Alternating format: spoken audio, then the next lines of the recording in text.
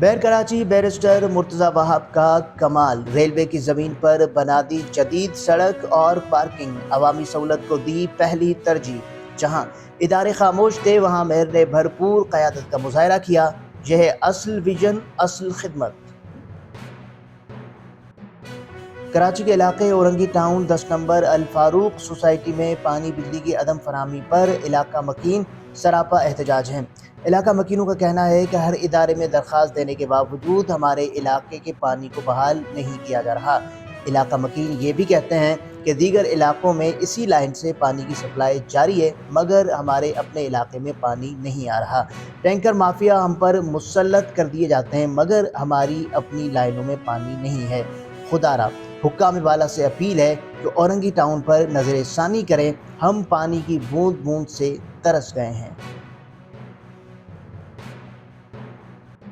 ایک طرف پولیس جوان ڈکیتوں کو جان ہتھیلی پر رکھ کر پکڑتے ہیں، دوسری جانب ایس ایچ او تھانہ سوراب کوٹ بھاری رشوت لے کر مبینہ طور پر ڈکیتوں کو چھوڑ دیتے ہیں۔ گزشتہ دنوں سوراب کوٹ تھانے کی حدود میں ہیڈ کانسٹیبل راجہ نے 2 ڈکیت پکڑے۔ ایس ایچ او سوراب کوٹ وزیر سمو نے مبینہ طور پر رقم لے کر چھوڑ دیے۔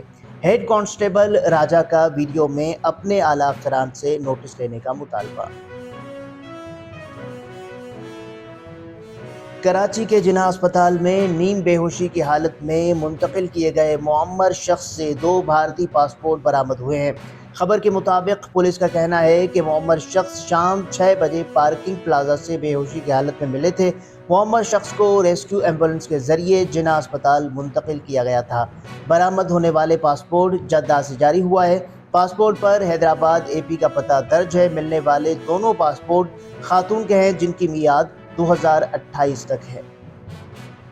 میئر کراچی بیرسٹر مرتضی وہاب نے لیاری ٹرانسفارمیشن منصوبے پر فوری عمل درآمد اور عملی پیش رفت کی ضرورت پر زور دیتے ہوئے پروجیکٹ ڈائریکٹر کو ہدایت کی ہے کہ فیزیبلٹی رپورٹ کو فوری حتمی شکل دیں اور زمینی سطح پر بلا تاخیر کام شروع کیا جائے۔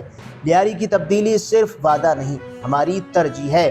ہر مرحلہ اور عزم اور تیزی کے ساتھ مکمل ہونا چاہیے۔